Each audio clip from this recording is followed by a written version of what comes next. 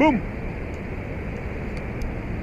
Object consciousness and space consciousness. Most people's lives are cluttered up with things, material things, things to do, things to think about. Their lives are like the history of humanity, which Winston Churchill defined as one damn thing after another. Their minds are filled up with the clutter of thoughts, one thought after another. This is the dimension of object consciousness that is many people's predominant reality.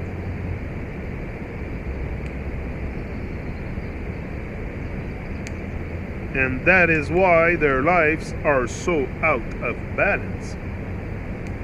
Object consciousness needs to be balanced by space consciousness for sanity to return to our plane and for humanity to fulfill its destiny. The arising of space consciousness is the next stage in the evolution of humanity.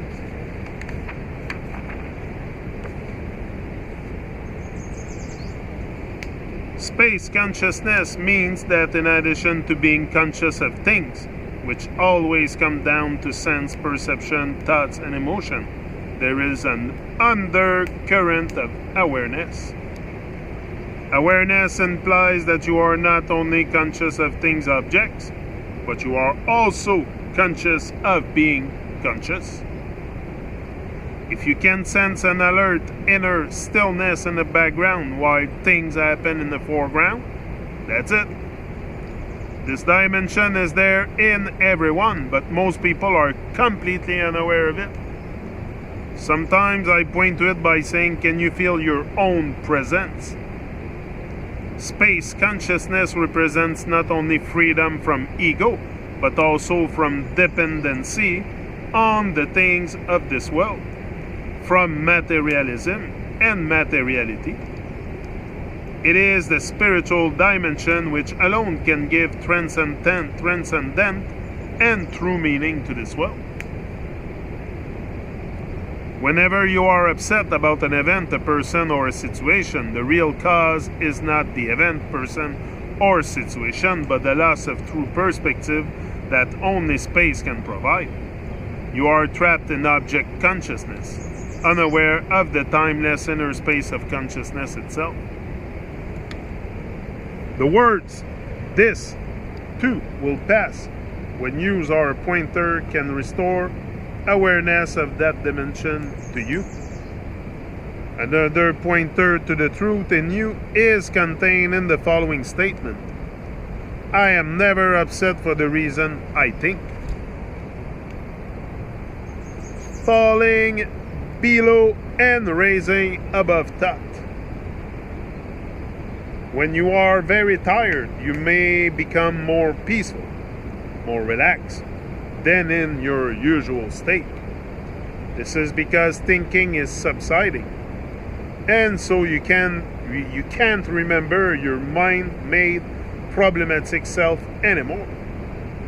You are moving towards sleep.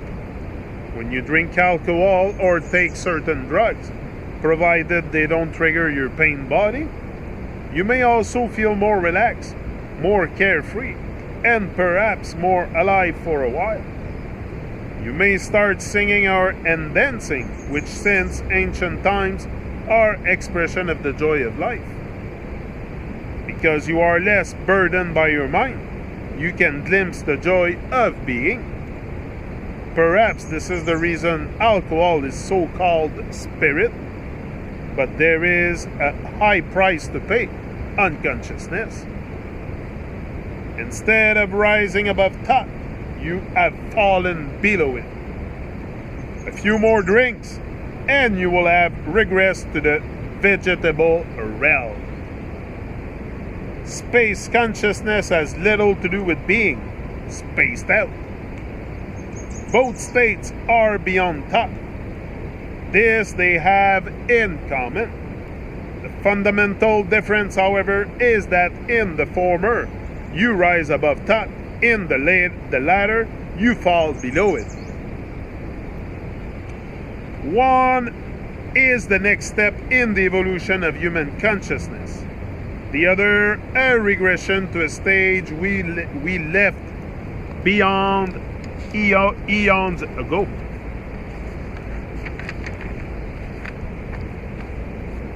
Television. Watching television is the favorite leisure activity, or rather non-activity, for millions of people around the world. The average American, by the time he is 60 years old, will have spent 15 years staring at the TV screen. In many other countries, the figures are similar. Many people find watching TV relaxing. Observe yourself closely and you will find that the longer the screen remains the focus of your attention, the more your thoughts activity becomes suspended. And for long periods, you are watching the talk show, game show, sitcom, or even commercials with almost no thought being generated by your mind. Not only do you not remember your problems anymore, but you become temporarily free of yourself. And what could be more relaxing than that? So does TV watching create inner space? Does it cause you to be present? Unfortunately, it does not. Although for long periods your mind may not be generating any thoughts, it has linked into the thought activity of the television show. It has linked up with the TV version of the collective mind, and it's thinking its thoughts. Your mind is inactive only in the sense that it is not producing thoughts. It is, however, continuously absorbing thoughts and images that come through the TV screen. This induces a trance-like passive state of heightened susceptibility, not unlike hypnosis.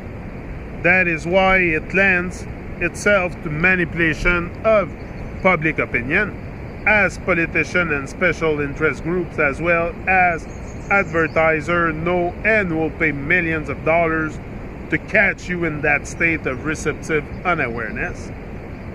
They want their thoughts to become your thoughts, and usually they succeed. So when watching television, the tendency is for you to fall below thought, not rise above it. Television has this in common with alcohol and certain other drugs. While it provides some relief from your mind, you again pay a high price, loss of consciousness. Like those drugs, it too has a strong addictive quality. You reach for the remote control to switch off and instead find yourself going through all the channels. Half an hour or an hour later, you are still watching, still going through the channels. The off button is the only one your finger seems unable to press. You are still watching, usually not because anything of interest has caught your attention, but precisely because there is nothing of interest to watch.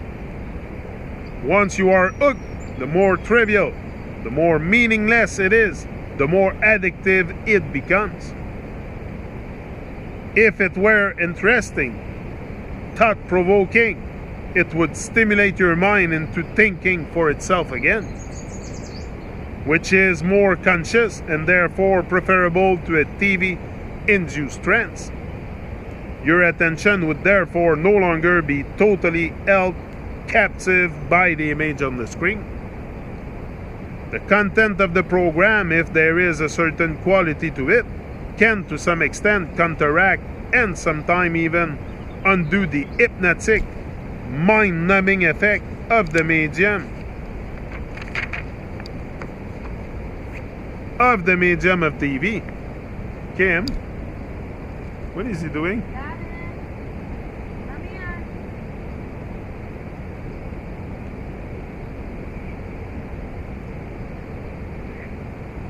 There are some programs that have been extremely helpful to many people, have changed their lives for the better, opened their heart, made them more conscious. Even some comedy shows, although they may be about nothing in particular, can be unintentionally spiritual by showing you a caricature version of human folly and the ego. They teach us not to take anything too seriously, to approach life in a light-hearted way, and above all, they teach by making us laugh. Laughter is extraordinarily liberating as well as healing.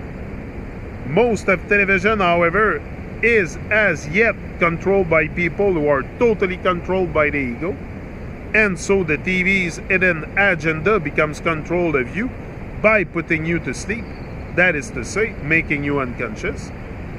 Yet there is enormous and still largely unexplored potential in the medium of television.